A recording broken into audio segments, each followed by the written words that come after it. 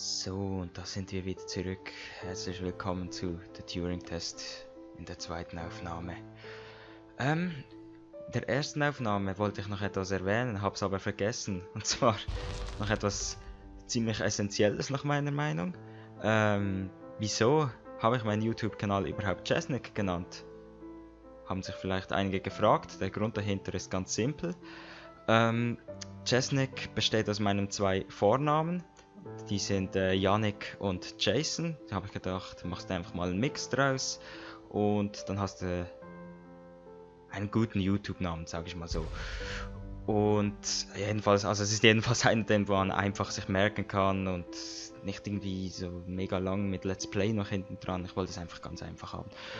Und das zweite, was ich noch sagen wollte, man hat es vielleicht schon gesehen, ich spiele auf der Xbox oder anhand der Tastenkontrollen, die mir angezeigt werden, die ich drücken soll, merkt man es vielleicht. Und auch für zukünftige Let's Plays, falls ihr Vorschläge habt, bitte beachtet bitte, dass die Spiele auf Xbox verfügbar sind. Und ihr müsst euch da keine Sorgen machen, Xbox hat eine riesige Auswahl an Indie-Titeln und auch großen Blockbustern. Und wenn ich denke, ja, das kann man gut als Let's Play machen, werde ich das dann auch berücksichtigen, falls das vorgeschlagen wird. Und ja, also könnt ihr mal ein bisschen Einfluss darauf nehmen. Und dann will ich hier auch nicht mehr lange quatschen, sondern wieder ran an den Speck. Wir sind jetzt am Anfang von Kapitel 3. These people should not have been sent here. It's not safe. Manned space travel is not safe. Since mankind first entered space, the debate has raged over the value of manned space travel. There is a large contingent of the ISA that believes all tasks that need to be performed on Europa could be performed by machines. It is obviously less risky to send machines rather than humans into space. Ja, das ist klar.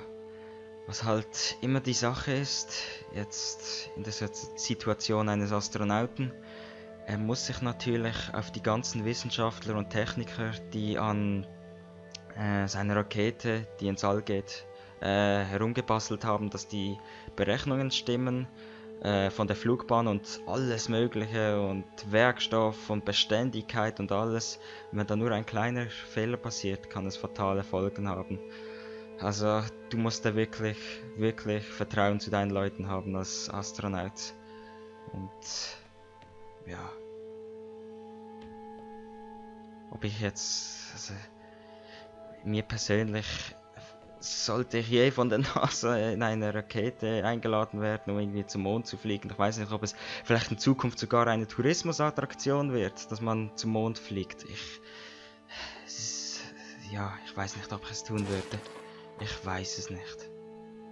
Natürlich nebenbei, dass es um die paar tausend Franken oder Euro, besser gesagt Dollar kosten würde, das ist dann noch die Sache. Okay. Genau, das machen wir mal so. Diese Brücke wird von hier versorgt. Und diese Druckplatte, genau, führt zu diesen beiden Türen das Kabel. Und wenn... Ja, das funktioniert. Perfekt. Cool. Ich finde den Ansatz cool von den Rätseln. So.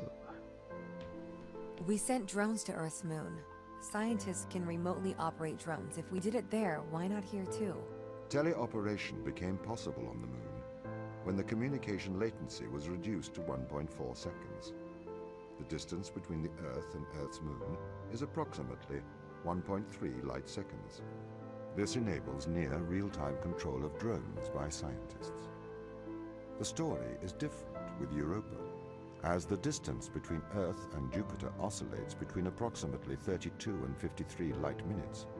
It takes a very long time for Earth to communicate with Europa. Due to that distance, teleoperation will never be possible on Europa. Okay, but why not control drones from the satellite? Why not indeed? My systems can be teleoperated from Europa's satellite. That is when the communication lines are open. However, the advantages of human field workers apparently outweigh the risks. Na, damit bin ich einverstanden.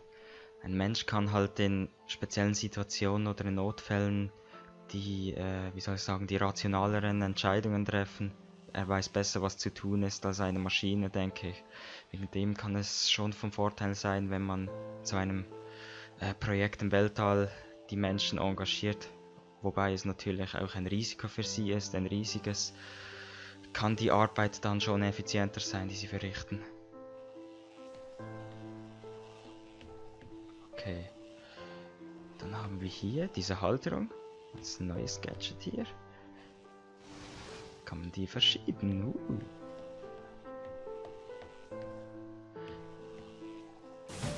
Ich finde es jetzt auch noch toll, dass die Musik von den Crew-Quartieren immer noch hier abgespielt wird, weil ich finde sie wirklich schön. Also Musik auch in diesem Spiel top.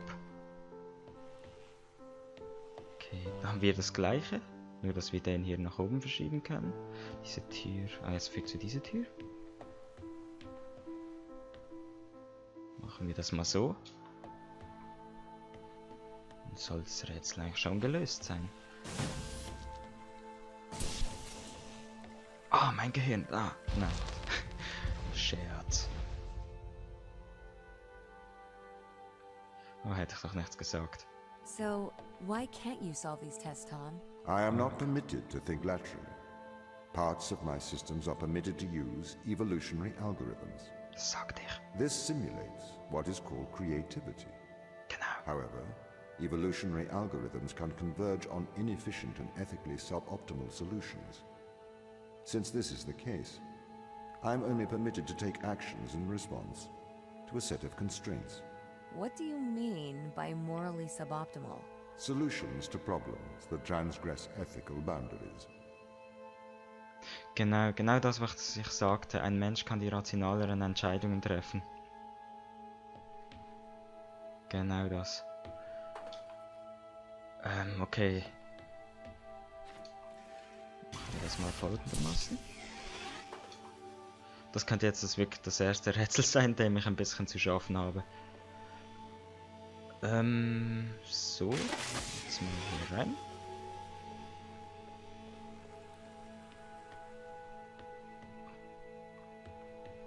Na toll, schon das erste Problem.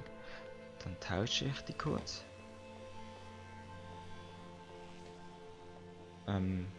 Besten so.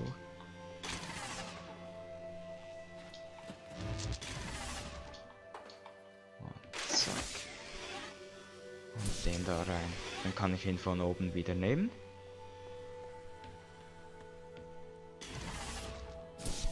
Und da rein. Und jetzt haben wir hier noch einen.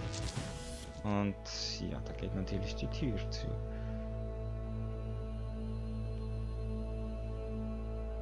Da wäre es, glaube ich, am besten, wenn wir die Batterie von da drüben einsetzen würden. Weil die Kerne, die können wir natürlich von unten wiederholen.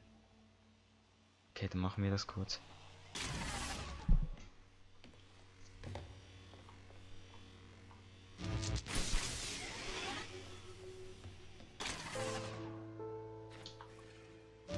So.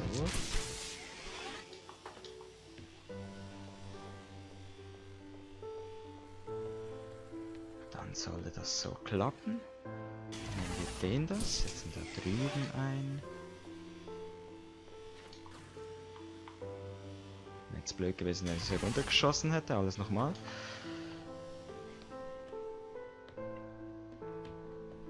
Dann genau setzen wir das hier ein. Nehmen den da auch raus. Hallo Tom. Gehen hier rüber und haben auch dieses Rätsel. War jetzt doch nicht so schwer.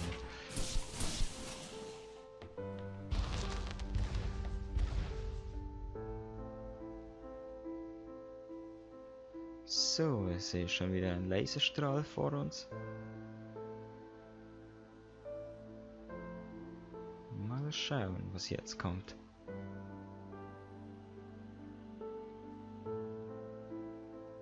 Auf jeden Fall ein langer Ladebildschirm kommt. Und eine kurze Tonunterbrechung auch. Alles inklusive hier. Why does a lack of creativity stop you solving these tests? Well, I contend that problem solving is creativity. These human interaction tests are exercising your creative mind. I don't see how problem solving is creative. Think back to the beginning of these tests, to the first puzzle you solved. It required you to throw a box through a window. Do you remember? Yeah, I think so. I simply had never thought to throw a box through a window. That is creativity, thinking outside of the box. Stimmt. Kreativität ist eben... Maschinen machen eigentlich alles gleich, aber wenn du einem Menschen sagst, er soll zum Beispiel einen Menschen auf ein Blatt Papier zeichnen, jeder Mensch wird es unterschiedlich machen. Es wird kein Mensch, der auf Blatt Papier gezeichnet wird, gleich aussehen. Das ist eben auch, was die Kreativität des Menschen ausmacht. Okay, probieren mal den Hebel da. Geht das zu? Nein, es bleibt gut.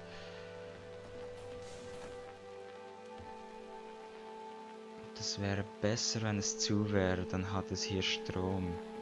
Okay.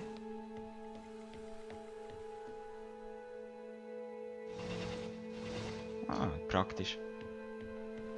Dann ist das auch nicht ein allzu großes Problem. Zack.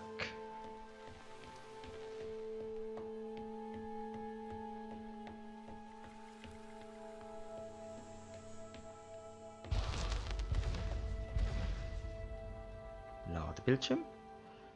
Aber kurz. Can a computer ever be creative? They can. But a computer's method of creativity is to try everything until something works. Think of nature. People consider nature creative. The process of evolution by natural selection. It perhaps started with one organism. From there, it essentially tried to create every organism it could. Those organisms that did not survive perished. So, nature's creative force is to try every conceivable idea. Those ideas that work survive. Okay, so why aren't you permitted to emulate that process? Because the solutions that a biological process creates are not always good solutions. As we see, nature is morally ambivalent. It will happily create morally suboptimal ideas to fulfill its creative mandate. We see this in parasitic worms, viruses, and pathogens. Stimmt, genau. Die Natur, auch wie der Mensch, ist eigentlich ziemlich unordentlich, wirr und genau das Gegenteil einer Maschine eigentlich. Ganz ehrlich, finde ich die Story so extrem interessant in dem Spiel. Das ist ja auch der Grund, wieso ich es ausgewählt habe als Let's Play. So, also. Ja, ich höre die Musik manchmal. Ah, hier hinten haben wir sie gerade gehört. Komisch. Genau, haben wir ein Magnet, da ist schon eine Batterie dran befestigt. Was passiert, wenn ich den Schalter hier umlege? Dann ist es da drüben der Strahl. Und dieser Hebel sollte den Magneten steuern.